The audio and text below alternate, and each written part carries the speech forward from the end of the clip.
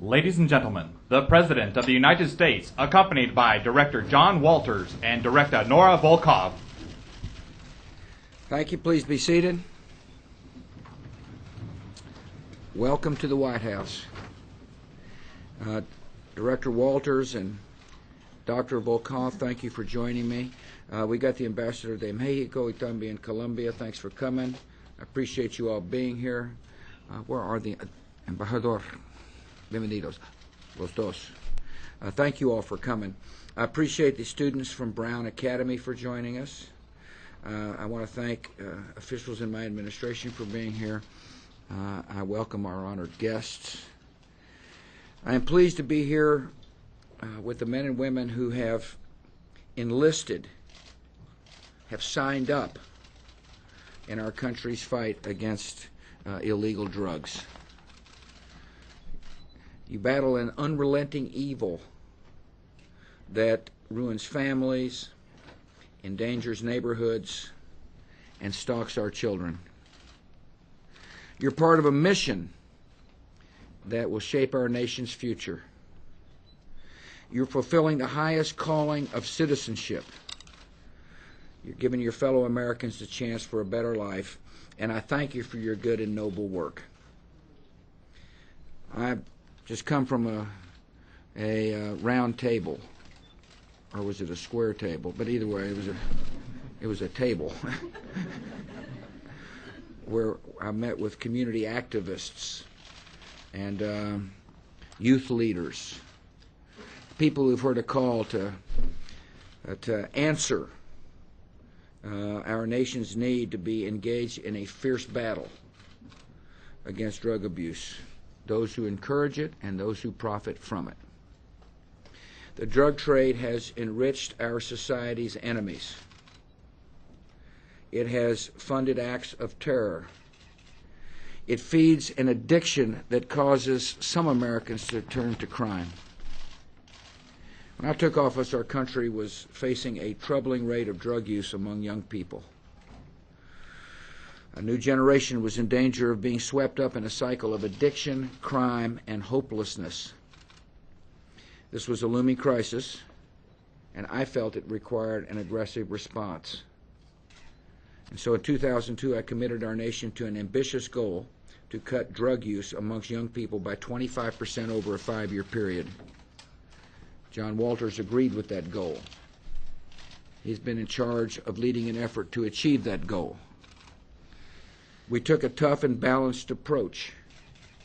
We would cut the supply of drugs coming to our country through aggressive action by law enforcement personnel and international partners.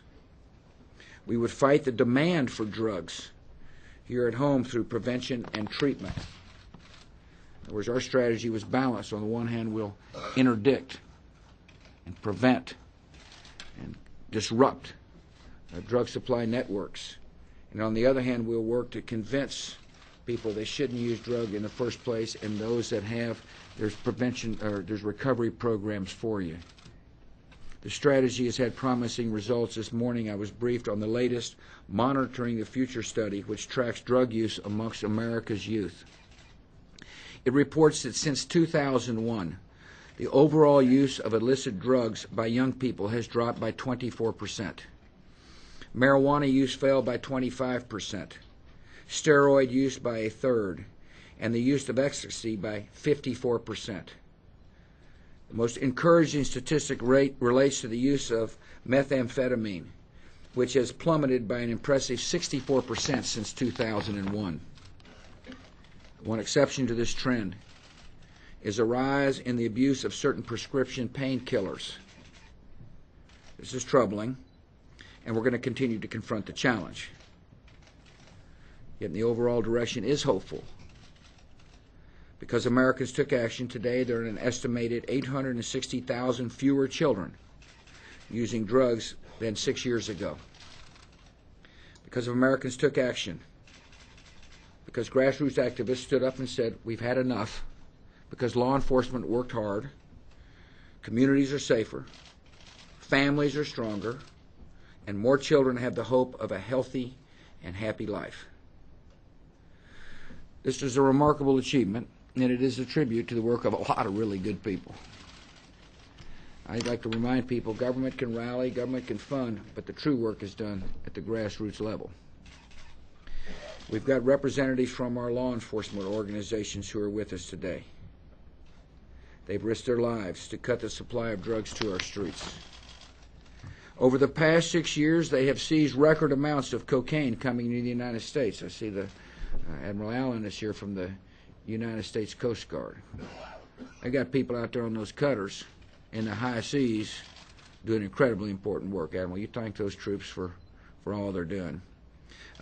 We've worked with our allies to stop the drugs coming in from Colombia. And Madam Ambassador, you need to thank your strong president for leading the fight against drugs in Colombia. We're working with the president of Mexico, Mr. Ambassador, and we're helping that man take the lead. He's made some tough decisions and courageous decisions. He's led an unprecedented assault against drug organizations in Mexico. And we want to continue to work together. We've got to have a strategy on both sides of the border to deal with a common problem. So I want to thank you both for being here. Pass word on to your bosses that I admire their courage and appreciate their hard work. I appreciate the fact that our drug enforcement focused on meth, and therefore we have a dramatic drop. You might remember a while ago that methamphetamine seemed to be just running so rampant that people were worried that we could never get a handle on it. And yet there's been a dramatic drop. A lot of it has to do with the fact that our law enforcement officers in both urban and rural settings are on the front line of disrupting the suppliers. They appreciate the fact that we're dismantling drug trafficking operations. We're seizing supplies, and we're putting the peddlers of poisons where they belong, and that is behind bars. Appreciate your outstanding service. For all those who wear the uniform of law enforcement, our nation owes you a great debt of gratitude. At home, countless Americans have worked to reduce the demand of illegal drugs. It's one thing to affect supply, but when you reduce demand, it affects the capacity of people to supply. If we have fewer people using, there's not going to be a need to supply as much. On the front lines of this efforts are parents, our teachers, our counselors who are sending our kids a clear message. Drug use is not fun. It is not glamorous. It is harmful. And I want to thank those who are making that a clear message.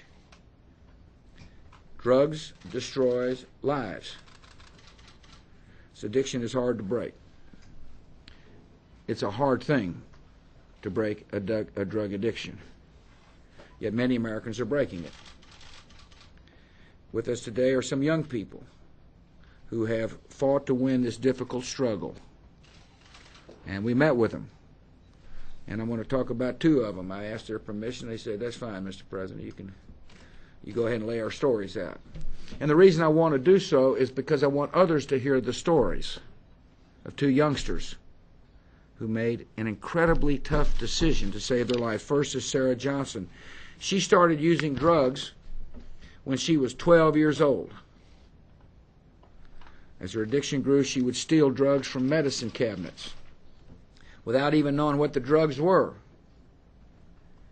She pawned things to get money so she could go out on the streets to buy drugs. And she hit bottom, and she was scared. Yet she summoned up the courage to get treatment, and she didn't like the treatment at first. She told me that after about 6 months, she decided she wanted to leave without permission. Then she reassessed her life. She made a personal choice and went back into treatment. And she is in recovery, and she's working for a better life. I said, "What do you want to be? Now that you made this incredibly important step in your life at a young age, do you have a goal?" She said, "Plastic surgeon." Then she looked at me, and I thought for a minute. She said, "Well, you could use a little work, Mr. President." But Sarah, thank you for your courage. I'm proud you're here. You might just stand up and let the people take a look at you. Thank you.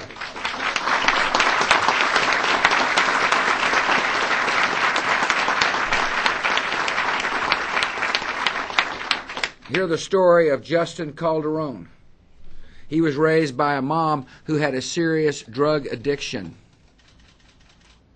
Drugs crowd out love and responsibility.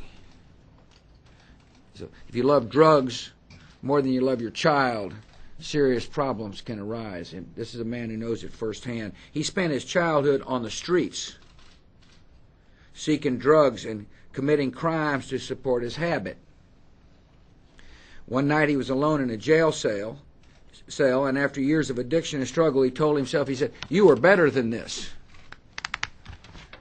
And so he's in a recovery program. He's been off drugs for a year.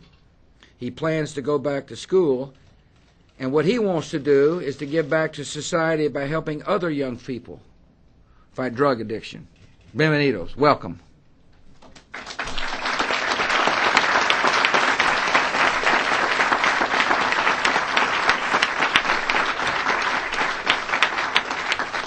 Two joyous souls who are inspiring others. I told them, I said, you just don't know whose life you've touched, but you have touched the president's life. But there's somebody paying attention to you. And so thanks for leading. So today we celebrate progress against substance abuse. We also know that this work is not finished. There's still a lot more work to be done. Thousands of children still live in homes torn apart by drugs. Thousands more are still considering whether to try drugs for the first time. It's up to all Americans to be involved in this important struggle against drug addictions. All of us to urge our fellow citizens to make the right choice. And to help those who make the wrong choice understand the consequences and that there is a more hopeful future. In this effort, we need more help from role models that our kids look up to. It's really important for professional sports associations to continue to crack down on drug abuse by athletes. And it's important that more people in Hollywood stand up and send a right message to our children. All Americans have a responsibility to encourage people to turn away from the losing spiral of addiction and to make good choices in life. But the great thing about our country, and the reason I'm so optimistic, is there are thousands and thousands of people willing to take the lead in their own communities. People who've seen a problem and said, we're going to do something about it. Like this good woman right here from eastern Kentucky. She said, we live in rural America, and we got a significant prescription drug problem that's affecting every family in that area. And so instead of wringing her hands, she said, I think I'm going to do something about it, and has led the charge. We can help. But it's her initiative, along with thousands of others, who have stepped up and said, we're going to save lives one soul at a time. Why? Because they love America. And they love their neighbor, just like they'd like to be loved themselves. This mission of dealing with drug abuse is worthy of a great people and a great nation. It's a worthy mission. It is a struggle that requires us to confront torment with patience, weakness with understanding, and evil with resolve, hope, and love. I want to thank you all for being a part of this great effort. I thank John and all those in the grassroots for accomplishing an important goal. I urge you to continue staying in this battle. I say to our young folks, make the right choice in life, and you can realize your dreams here in the United States of America. Thank you for being here. God bless America.